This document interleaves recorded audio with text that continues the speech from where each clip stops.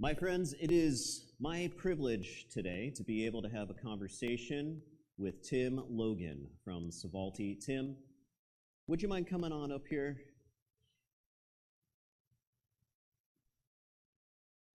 It's almost done.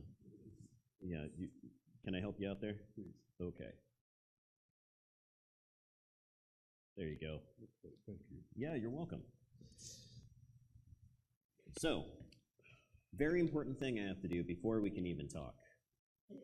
You see, we get to have coffee and cookies and conversation after this. And you might have picked up during our passing of the peacetime, we take those conversations very seriously. So I'm putting a timer on for 30 minutes. Otherwise, there may be no end to you and I chit-chatting. That's very true. Yeah. I always like to start these conversations off by asking, how would you like to introduce yourself? You know, I provided a bio that I got from a conference you were at earlier in the week, but that might not be how you want to introduce yourself today. Well, my name is Daryl Timothy Logan. I go by Tim. I prefer Tim. Tim is my name. See, that's important. Yes, it is. It's not only important for me to have a preference, but I think live into that name. So, and being so, when I became Tim, I became a man. I became a purposeful man in that I realized that I was here to motivate and inspire, so to speak. So, yeah. When people call me Daryl, I specifically say, unless you're the government getting ready to give me a check, my name is Tim. Yeah. I think there's power in going by a chosen name or a name preference, especially if it's tied to a story or a purpose, and it sounds like yours absolutely is. Yeah, for a long time I was Timmy or Tim, and really purposefully, unknowingly moving towards something that I struggled with. Although I felt good about myself and I thought I was doing good things, it was hard, it was arduous. I think when I was 33, 34, I went to a conference. It was Promise Keepers. And it was down at the PGE Park. And I'd been invited by a federal judge, and he specifically came to my office, which was unheard of, basically a judge leaving his chambers and coming to talk to someone. But invited me, so we walked from the courthouse, then it was on Broadway, up to the stadium, and as I sat there, much like I am now, I was overcome. Yeah. And walked away with that purpose of being an inspirator, motivator, and just felt a little lighter, so to speak. Was that around 2000? Yes, I think, no, it wasn't 2000.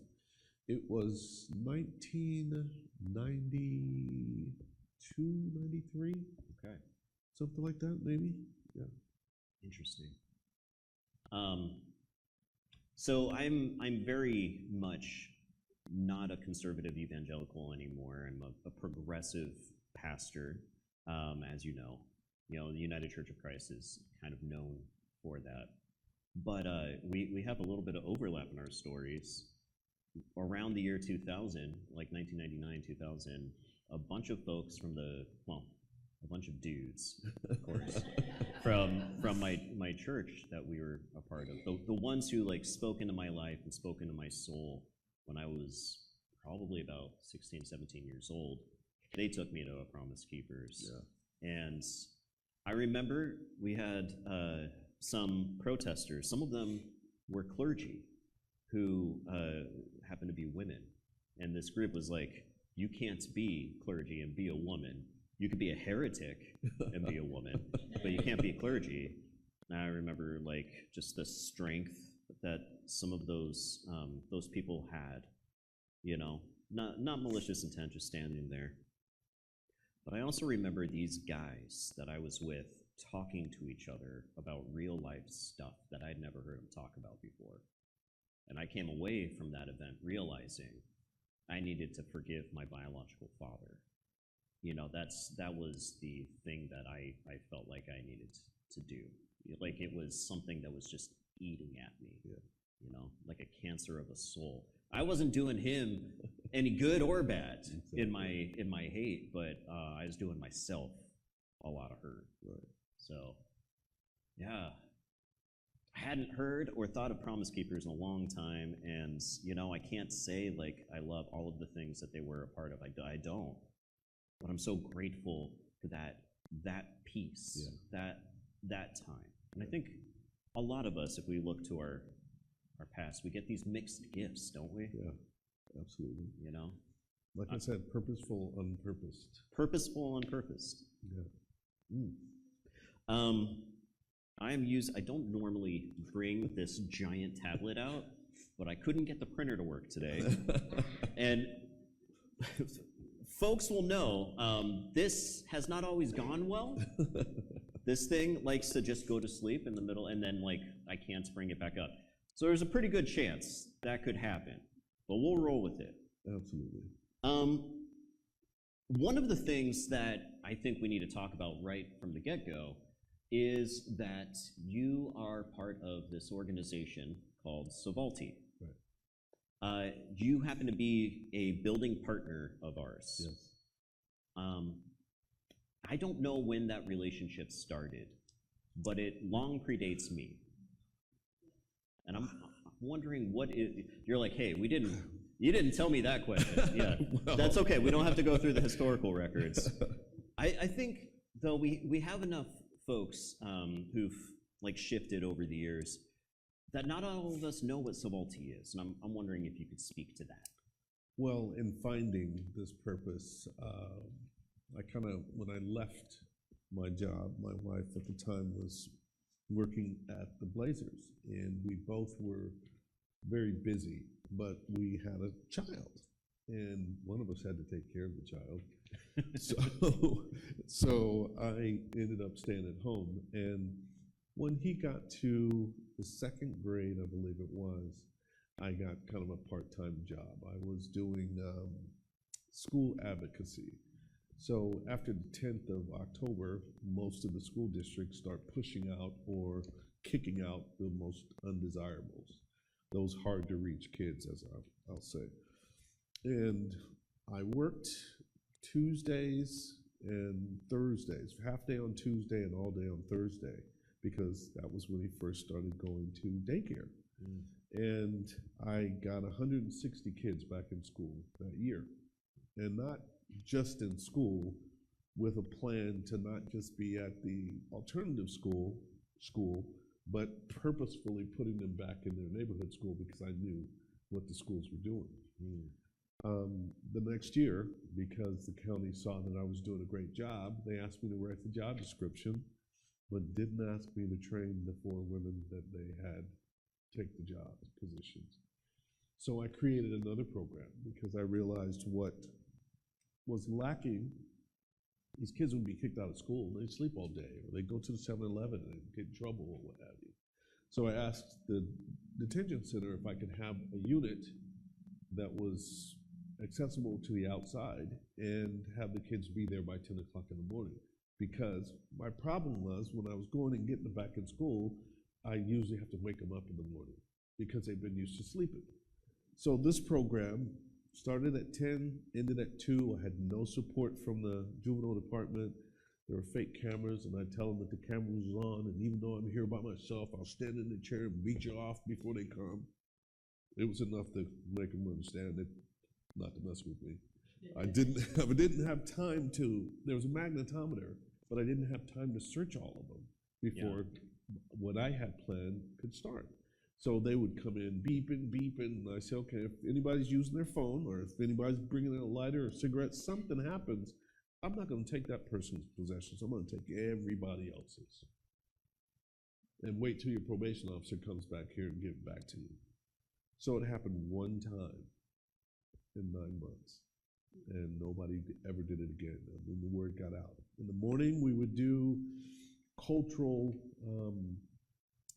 kind of understandings, because we'd have a lot of different ethnic origins as well as a lot of different affiliations of hard-to-reach kids. Yeah. So I'd ask them what ethnicity they were, and many said Haitian or Russian or Lithuanian or what have you, and I would do the research to see what the customs were of that particular country and what the Americanized customs were, if there are any holidays or if there are any cookings or meals. And each day we'd spend a day learning about the other. Again, that was my way of diffusing any kind of animosity that may be growing over the course of time that this kid was in there waiting to go back to school. And they look forward to it. I would intermix some of the stuff that I do with SoValTi now. And basically it was an anger management kind of, how do I say this? How do you control yourself even though you don't like someone else? How do you be nice for this period of time? So that was done in the morning, and in the afternoon I got a teacher who was a GED prep teacher, and I crammed him into this little room and I turned the heat on. And they were sitting so close. It was much like a special education classroom or a student services classroom in middle school or high school, where they didn't get to change classes and they were with the same teacher. And this was a 3-hour hot box, basically. And they were in there just studying and doing schoolwork. Why turn the heat up? Because to provoke them to actually, what I was doing in the morning, the emotional regulation stuff, I wanted to put it into action in a school-based type of situation. Okay. Where they were trapped. They had been, kind of free to move about the cabin, so to speak, all morning, but now in the afternoon you got to sit and do work. Okay. And it worked. Right. I mean, because they had already, because it was a positive peer culture, so to speak. Yeah. They were managing each other, because it was only me and the other teacher there. And this little room, seriously, with at the most I had 16 kids. I was only supposed to have 9. But at the most I had 16 kids in this small room with 3 desks and then a kind of a area in the front with the whiteboard with, space between them and the teacher. So they were really crammed in this room. Okay. All right. This is the more intense side of you. I'm only getting to know now. Well, but that's okay. I hear you. It's intensity with a purpose. Because school is nothing but compliance and conformance. Where else in life do you have to raise your hand to go to the bathroom? Say more about this. Because I think for some of us, this is a light bulb moment. Like, oh yeah, I was good at school. That means I was good at compliance and conformance. And they were here because they were getting in trouble in the school and being pushed out. So what better way than to intensify it? It's almost like going to a different country and learning the language that way. You have to inundate yourself. So they were just sunk in that environment as practice for when they went back out to school. And that same issue of compliance and conformance is a major contributor on why they found themselves being pushed out of these schools. Exactly. Or maybe in a situation where they're on probation. Exactly. Exactly. So then I thought, all right, well, I may as well put this on a bigger type of situation. I want to do what's the scariest thing in the world for a police officer or any white person, period.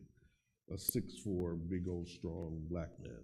Okay, now that's changed over the years, but it's still 6'4" and black, or someone of a different gender or what have you. So I wanted to do domestic violence because I felt like if I could get these men in a room, not only would I be able to do what I was doing with the students, which is I would bring in the race thing, and I would bring in the hatred against police or the children's services or whatever else there was, and with the overlying of emotional regulation. Okay, I could bring it up, but I'd be capping it off with this is how you handle things, or what about this perspective of handling that situation. When I went into it, I thought, okay, there needs to be kind of a wraparound type of situation. So there were two women that I went in with, Sonia Strickland and Valerie Williams-Goff. Sonia was good with kids, so I figured, okay, she can work with the children of these men, and Valerie was already doing counseling with women, survivors, if you will. So we had kind of an approach that we were going to work with the men, the women, and the children. So we didn't have any money, obviously. We started out at a church. The church was gracious enough to let me use a building, a room in their church, in the sanctuary that was meant for Sunday school. And in their office, they gave me the upstairs for the office. So we were kicking around a name, and instead of Strickland, Logan, and Jones, or what have you, sounded like a law firm, I just took the first couple of letters of our names and put it together, and that was not only our name, but our advertising, marketing. Yeah. Because it's not French, it's not Italian. So what is that? Where did it come from? Right. And there it is. What do you guys do? So it was sold. Sonia went into private practice, and Valerie left. Her son was a very good basketball player, and got invited to come to Las Vegas and go to school and be on this traveling team. So she went to Las Vegas. There was a SoValTi in Las Vegas, and I stayed. So now we do domestic violence intervention. We have a fatherhood program that we collaborate with SEI. I had an experience with the Department of Human Health Services in, I think it was 2010 or so.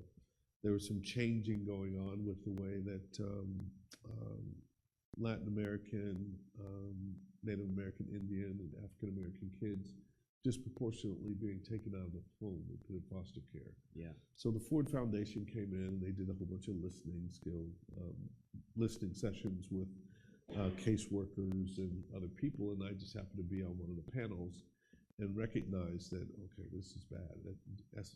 DHS really doesn't know what they're doing.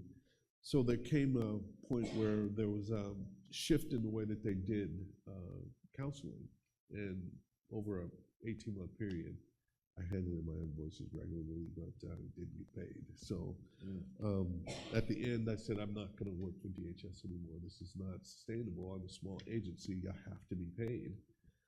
So one of the guys at SEI, who had originally I'd met as a resource person with DHS, came and said, hey man, I know you got a domestic violence program. Do you have a fatherhood program? I said, well, yeah, I do. He says, okay, I know you don't like DHS, but this RFP came out. How about you guys just collaborate with us and we monthly pay you so you don't have to worry about billing DHS. We'll handle it. We'll have it at your place. You can run it. We'll just have a person here. So that's been working out. There began, I think that was 2012, the fatherhood program. And now SEI has taken it and put it in the penitentiary. So one of my guys goes down there weekly to the penitentiary, OSP, and one other place, I can't remember, San Diego. There are two different places that they go and do the fatherhood class for 12 weeks. And recently, over the last 2 years, 2.5 years, we've had a peer support program, which is basically a grant from the state, Measure 110, that permits me to, on Monday evenings, have gentlemen come in and do peer support. It's not traditionally peer support, like, the peer support that is usually traditionally with drug and alcohol is a peer that is near, early in recovery or just been in recovery, that has been gotten their certification to be able to assist people who are in treatment. This peer support is kind of a level up. It's not with the people who have just gotten out of treatment or in intensive outpatient treatment. This is kind of that second level. You've got a sponsor, you've had success for about 2 or 3 years. Now, what are the life stressors that are going to occur, throw you a curveball and make you want to go back and use, okay? And we don't concentrate solely on drug and alcohol. This is, sex addiction or workaholics or anything. Food addiction. It's the barriers. The barriers. Anything that would tempt you. So we have a way of doing it that really, I think, picks at the inside of an individual. Words are spells, meaning if you've learned the word relapse from drug and alcohol, there's usually been you've been on probation or you've been kicked out of your job and you relapse, now you're facing jail time or you're facing being fired. So that's a negative connotation with relapse. Whereas if you're in the health department or in the health field, you've had a relapse, which means we've had a good course of action that has worked successfully for a while. Now let's see what else we can do. So there's more of an upside or a success side of that word than it is a negative connotation. So we just change words and change the outlook that someone has as they relate to that word. Success. Okay, what is success when you are in the lower socioeconomic situation in life? Might be just having food every day. Right. Okay. Whereas what is success for an executive at Standard Insurance, making $2 million? I mean, that word is different for different people. So again, just kind of changing the words and giving more positive spin on things, as well as the word that brings up that thing for that person. Yeah, you're avoiding, you're reframing what is otherwise very easy to bludgeon ourselves with as like an instrument of shame. Absolutely, and 9 times out of 10, you don't even know that word is a trigger for you. Yeah, I get that.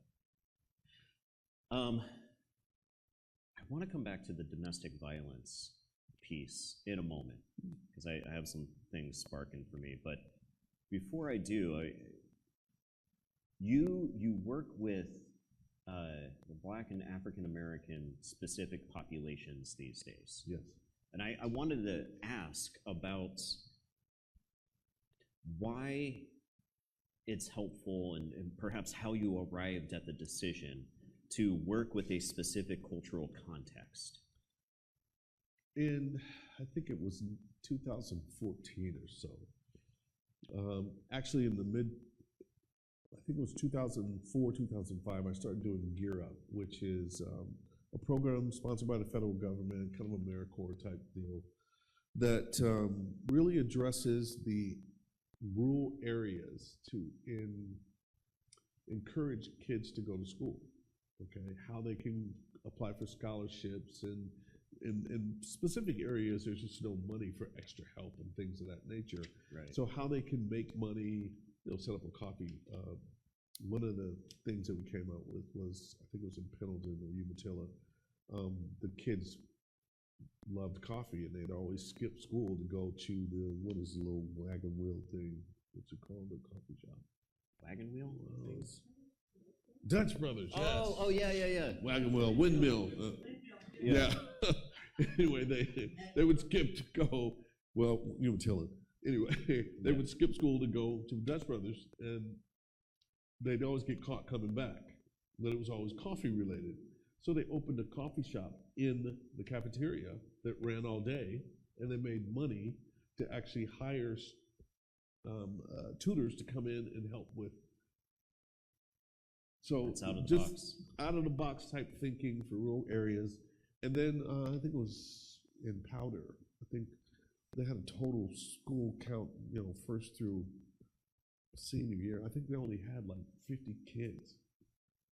So no money, no student body, but the idea was that when their first kid got accepted into college, they put it up on a board in the cafeteria at all 3 levels of the school, right? So that it would inspire kids to want to get their school t-shirt up there and their name under it.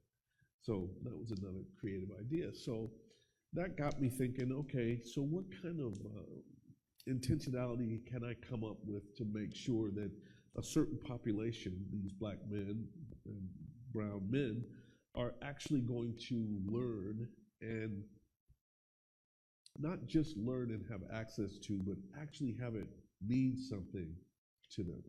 So one of the things was males like to be taught by males, women like to be taught by women, okay? Typically. There's not necessarily a correlation between how much intelligence there is It's just if the person's likable.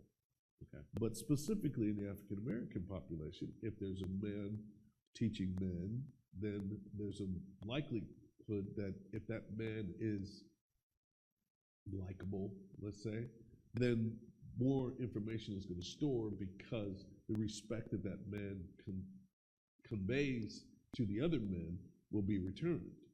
So then I started looking for studies, and I think I found a study in 2014 where kids from elementary school to middle school really did better being taught by someone who looked like them.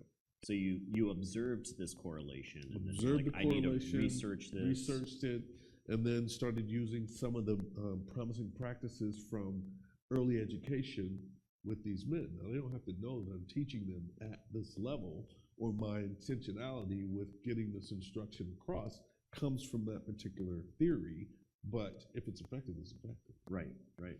So I started using more of those promising practices, started actually having a lot more success, even though I was already having success, just the implementation of those particular promising practices, as well as the adult learning theory, which is giving them buy-in, permitting them to challenge me, and actually setting up challenges. We would, co-facilitators and I would plan an argument, Okay. I told you to get this. Yeah. Don't talk to me like that. I ain't talking to you no kind of way, just get it. Okay, and the guys would be looking like, and they would want to rescue the female co-facilitator. And then we say, gotcha. Okay, how did you feel, and unpack it. And then, inevitably there'd be one man saying, man, I don't like that. You guys were manipulating me and whatnot. And then we turn it back, because we then achieved our objective, which is, okay, you feel manipulated. What do you think you're doing? Yeah. Why do you think you're in this class? So there were things that we were doing, again, and just giving them license to be their authentic selves, but yet still having the understanding between them, because we look like them, that we aren't oppressing them. We aren't denigrating them. We live in a time where any kind of specialized cultural context work is being demonized. Yeah.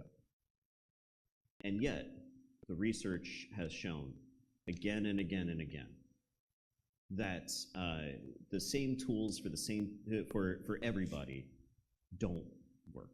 They don't get the same results across the board. What works for Giuseppe Amato didn't work for my siblings, let alone those folks outside of my family system, let alone those other kids in rural Sheridan, Oregon, where, we had a graduating class of 72 at the beginning of the year, in September 2002. Do you know how many people we had by the end of the year? 50. 27. Wow. Yeah, that's the reason I remember that number, is it's a inverse of it. Two-thirds of my graduating class dropped out. Huh. And so what was working for me, obviously not working for them. Well, again, the objectives are different. I've got great numbers. Yeah. I really do. I have fantastic numbers. I never use those numbers, because you can make numbers mean anything. And my deal is, I don't want to make the numbers mean anything. Sure. Because they don't mean anything overall. We've got 1.9 or so, I don't know exactly what the statistic is, of African American people in the whole of Oregon, but over 50% in jail? Come on, come on. If we're really going to look at numbers, then let's look at what's working and what's not working. Jail's not working. Jail's not working. So again, I don't put a lot of stock in what they say, because again, my name's Tim, not Daryl. Nobody's writing me a check, so. And nobody's writing me a check about numbers. So again, I know it's effective. I know what I do. I know why I do what I do, and I will continue to do it as long as I'm capable. Well, and I'm glad for that, because it's working. Which brings me to the other thing I wanted to come back to. So I mentioned that I grew up struggling not to hate my dad. I was abused as a child, and I have horrible memories of my father hurting my mom. as well as my sister and I. And years and years later, I had a conversation with my Aunt Sandra and my Uncle George. I hadn't seen them in a long time. And I asked my Aunt Sandra, like, how come you didn't come out like Dad? You know? Why aren't you being absolutely awful to everybody, you know? My Aunt Sandra said to me, I have a stepdad named David who came into my life when I was 7. She said to me, not everybody gets a David Anderson in their life. Your dad is the way he is because he never got a David Anderson. And my mind was blown.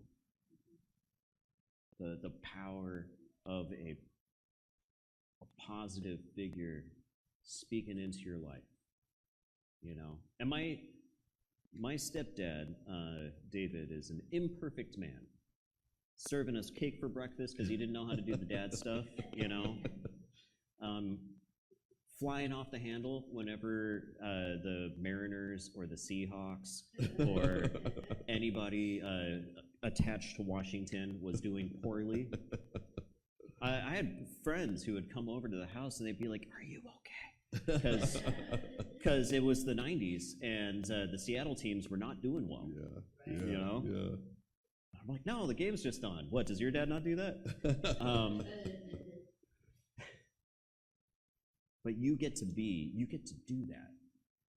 That's so much of what you get to do. While the rest of us, so many of us, those who may have grown up like me, or have memories of loved ones being hurt, we continue to be scared of the Joe Amatos around us, you know? And I'm so glad that SoValTi and Tim Logan and other folks, because I know you're not alone in this work, no, are working with these folks that so many of us are just so scared of and want to cast away, you know, because of our own hurts. Yeah. And you get to see that lives do change. We tell ourselves, because we don't want to get like disappointed, that people can't change. If you can stop smoking, you can lose weight, come on. People can change. People can change. People can change. We're changing all the time. Yep. Sometimes we just need the right catalyst. Exactly. You heard it. The alarm went off, and I have so many other things I want to talk about.